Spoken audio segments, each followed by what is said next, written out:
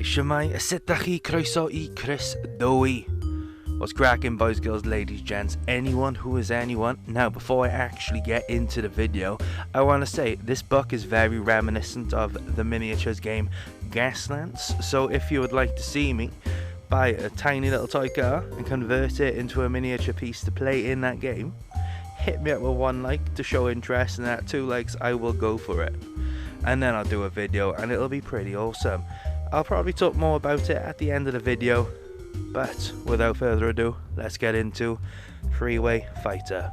Now, Freeway Fighter, the references, it comes up to 340 references, and it is number 13 in the Puffin series and number 23 in the Wizard series. It's an amazing book. It's really, really good. Honestly, it's actually really, really good. You basically, it's like Mad Max set in 2022. So next year we have Freeway Fighter to look forward to. So this book was originally published by Puffin back in '85, then by Wizards in 2005. The book also has you roaming around a post-apocalyptic wasteland in a modified Dodge Interceptor, which is incredibly badass, if I might say, because who doesn't love a little bit of Mad Max influence? It's such a good book. But I think we need to talk about the covers before I get ahead of myself. So, without further ado, let's talk about the Puffin covers. Now, the Puffin cover, I don't know why I said covers. The Puffin cover has a red car, 2 people, and it's on a nice desert sort of background. It's just very atmospheric. It suits the book perfectly. I'm not sure if this is meant to be an encounter in the book, but I have a feeling the blonde woman's meant to be Amber, an NPC that you meet later on in the book towards the end. I haven't got a clue who the gunner is. If it's not those 2 people, then it's probably an encounter that I just didn't encounter. Silly to say. But yeah, I really like the cover. It's very retro, it's very Mad Maxy. Honestly, there's not a whole lot you can say that's negative about this cover. Maybe the font, I don't really care for the font, but you know, it's nitpicking at best. So we have the Puffin cover. It is pretty awesome. So I think it's time to talk about the Wizard cover. Now, the Wizard cover is actually pretty cool. It's a lot more apocalyptic with the skyscape. It is a lot more action-packed. There's a car getting wrecked to the left, and there's a blue car racing a red car. It's very much like a demolition derby. At the first, I thought the red car was the car featured on the original Puffin covers. I don't think it is on closer inspection. I think it's just coincidence, although it does look a bit like that car. It's a really cool cover, to be honest with you. I can't remember if this is a scene in the book, though. That's the thing. I think this might just be made up, and that's the thing with me personally. I'm not very into cars, you know. If they say it's a Dodge Interceptor, I'm not going to know off the top of my head what that looks like. Maybe this is a scene, because they mention a fair few cars. They mention like a Jaguar, is it an E-Type? Can't remember. It's a really cool cover though, and I really appreciate it because it sets the tone perfectly. And if I had to rank the 2 covers, is it unfortunate? I'd have to put Wizards first, because it is a much cooler cover in my opinion. So let's actually get to the story. But first things first, you turn the book around, you look at the blurb, and it says, in 2022, the world's population was virtually wiped out by a lethal germ. You are one of the few survivors living in the fortified town of New Hope. Outside Rome, the lawless new barbarians. Death and destruction is their way of life. Your mission is to drive to San Angelo and bring back vital supplies. Even in the armor-plated Interceptor with its machine guns and rocket launcher, the journey will be very dangerous. Do you have what it takes to survive? And that just about summarizes the story. You are on your way to collect vital supplies. You want to trade some excess grain, I believe, for petrol, for your car, for the vehicles. You know, it is what it is. It's a good trade, and you're like, yeah, this is a really good trade, let's go. So you travel all the way to San Angelo. Well, theoretically, you do have plenty of opportunities to not survive, but like I said, it is what it is. So you might be thinking, well, you're in a car, what's the whole thing? Well, your car is very much sort of like an extension of you. If your car dies, so do you.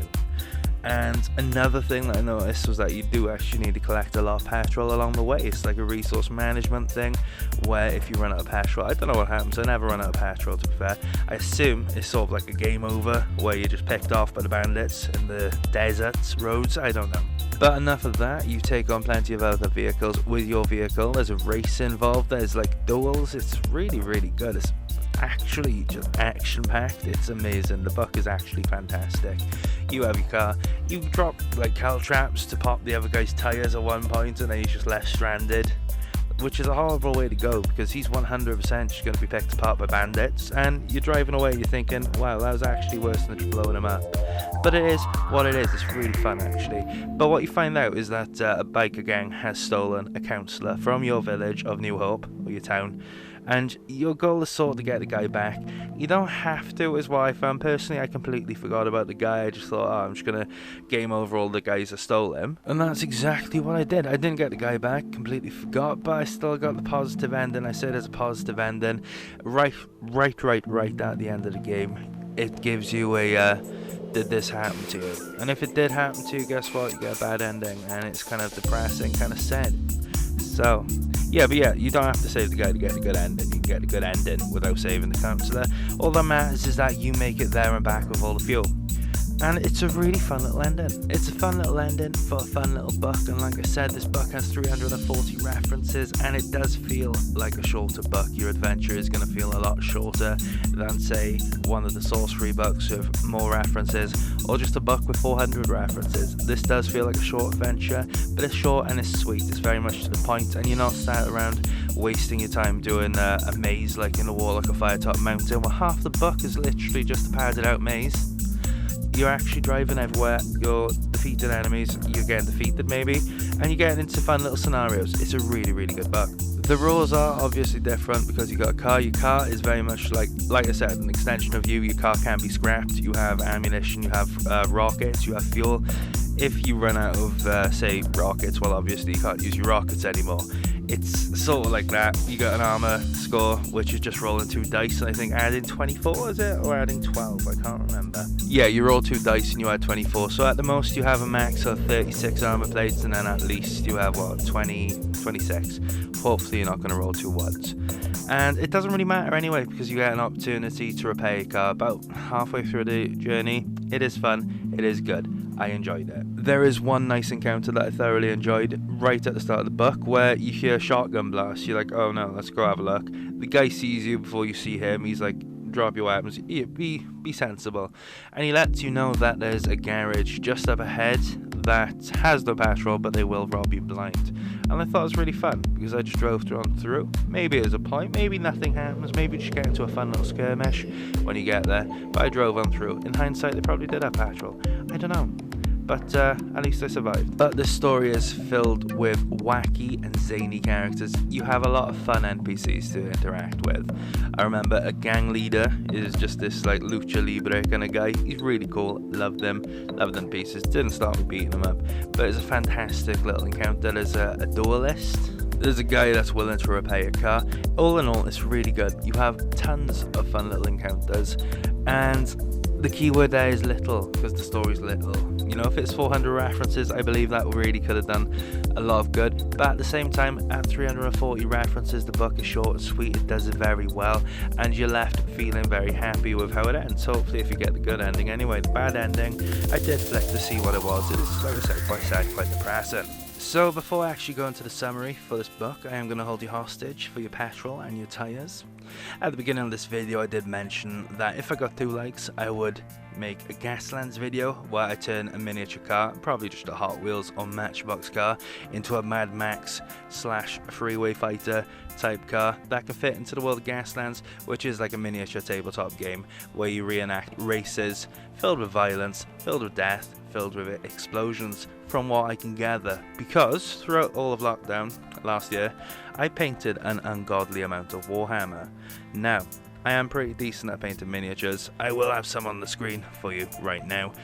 But yeah, I think that it'll be a fun little video. If you are interested in Freeway Fighter, Fighting Fantasy, that kind of stuff, this video might be right up your alley. If I do make it, I suppose I need two tiny little likes. Now the thing with Gaslands is the people who actually engage with the game are insane.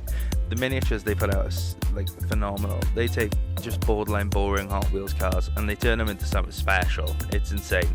So if you want to see me have a crack at that, all I need is 2 likes. and we're good to go. So I suppose I need to summarize this book, and in summary, the book it's a lot shorter, but it's short and sweet. It's action packed. There's not a whole lot of padding. You're just constantly doing interesting things. I like the vehicle combat. It's very interesting. If you are interested in that sort of Mad Max aesthetic, post-apocalyptic whatevers, you will probably really enjoy this. You do have hand-to-hand and gun combat. It is, you know, a traditional, like, you got cars, but then there's a bit of that Fallout aesthetically pleasing combat on the side, where you have a gun and you have your fists. It's a cracking little adventure, and I really honestly loved it. The only downside is there is that one condition that if met, you will get a bad ending, and it happens right before the final reference. It is what it is, but for me that's a bit so I'm not going to spoil it. Actually, I'm not going to spoil it for you, but yeah, just be wary of getting bitten. Just be wary. I can happily say this book would be in my top 10, if not my top 5, and if you have an opportunity to purchase it, then I'd say go for it. You know, it's really, really worth the read, especially if you are into Fighting Fantasy, and you can get off eBay or wherever your second-hand retailers are. It's up to you, but it is a fantastic book, and I suppose that's where I'm going to end it. You know, the book is fantastic. What are you waiting for? So that's about it for this video, guys. So don't be afraid to like, comment, subscribe, whatever. And I'm hoping to see you next week. Next week is Sword of the Samurai, and it's a good book. I read it when I was young, so you don't want to miss that. Without further ado, take care. Have a lovely day. Have a lovely week. Have a lovely life. Ta-ra.